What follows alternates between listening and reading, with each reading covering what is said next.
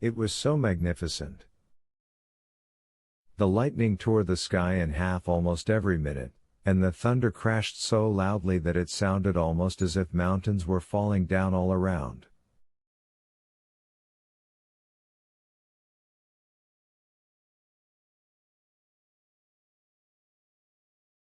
The sea's voice could be heard as soon as the thunder stopped, and that was magnificent to hear too.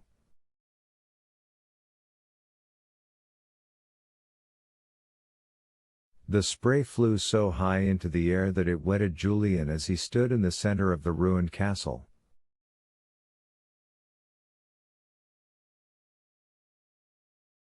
I really must see what the waves are like, thought the boy. If the spray flies right over me here, they must be simply enormous. He made his way out of the castle and climbed up onto part of the ruined wall that had once run all round the castle.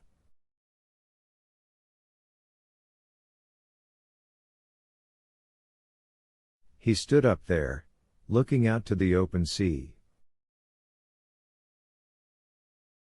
And what a sight met his eyes! The waves were like great walls of gray-green. They dashed over the rocks that lay all around the island, and spray flew from them, gleaming white in the stormy sky.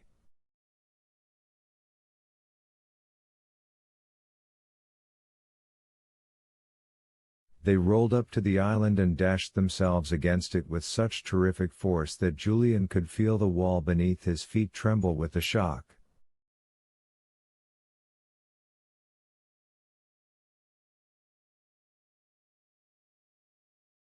The boy looked out to sea, marveling at the really great sight he saw.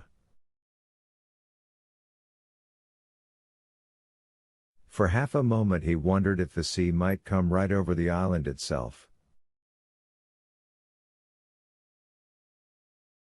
Then he knew that couldn't happen, for it would have happened before.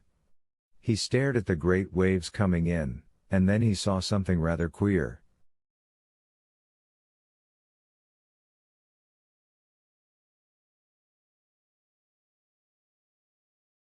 There was something else out on the sea by the rocks besides the waves, something dark, something big, something that seemed to lurch out of the waves and settle down again.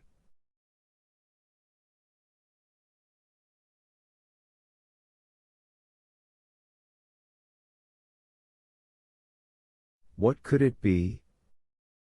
It can't be a ship, said Julian to himself, his heart beginning to beat fast as he strained his eyes to see through the rain and the spray.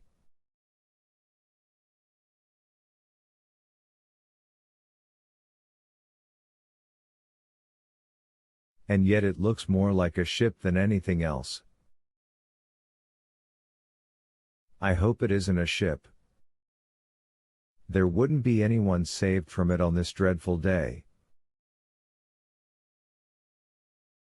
He stood and watched for a while. The dark shape heaved into sight again and then sank away once more. Julian decided to go and tell the others. He ran back to the firelit room. George! Dick! There's something queer out on the rocks beyond the island, he shouted, at the top of his voice.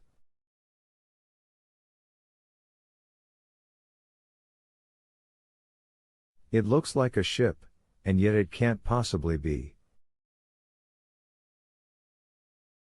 Come and see.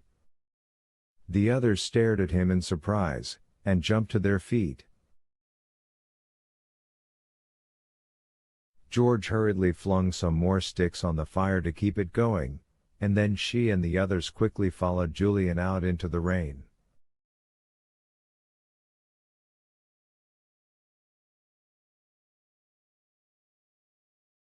The storm seemed to be passing over a little now. The rain was not pelting down quite so hard. The thunder was rolling a little farther off, and the lightning did not flash so often.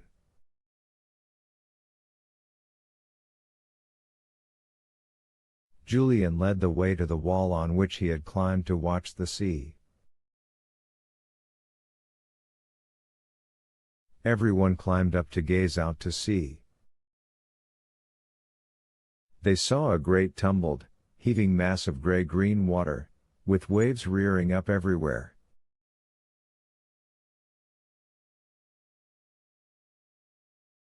Their tops broke over the rocks and they rushed up to the island as if they would gobble it whole.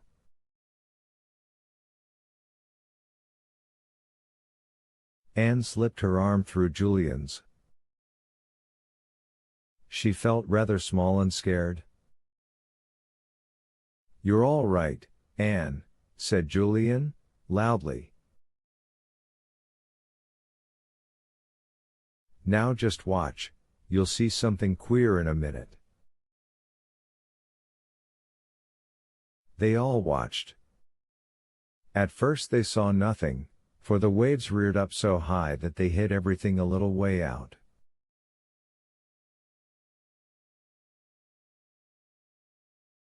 Then suddenly George saw what Julian meant.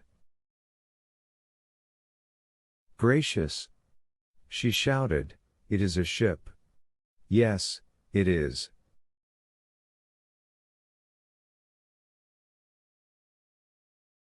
"Is it being wrecked?"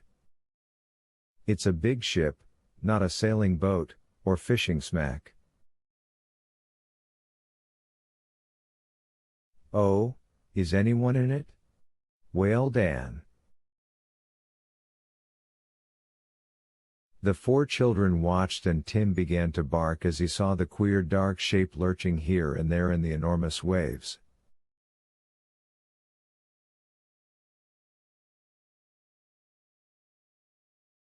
The sea was bringing the ship nearer to shore. "It will be dashed onto those rocks," said Julian, suddenly.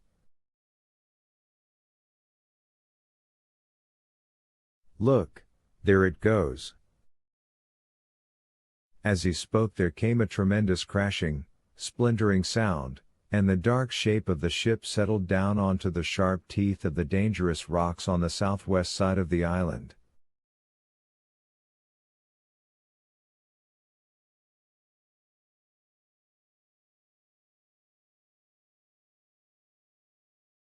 It stayed there, shifting only slightly as the big waves ran under it and lifted it a little.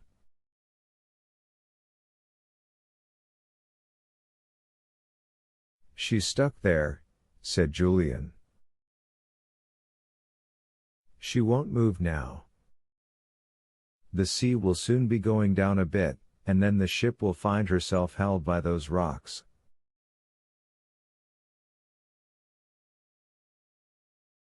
As he spoke, a ray of pale sunshine came wavering out between a gap in the thinning clouds. It was gone almost at once.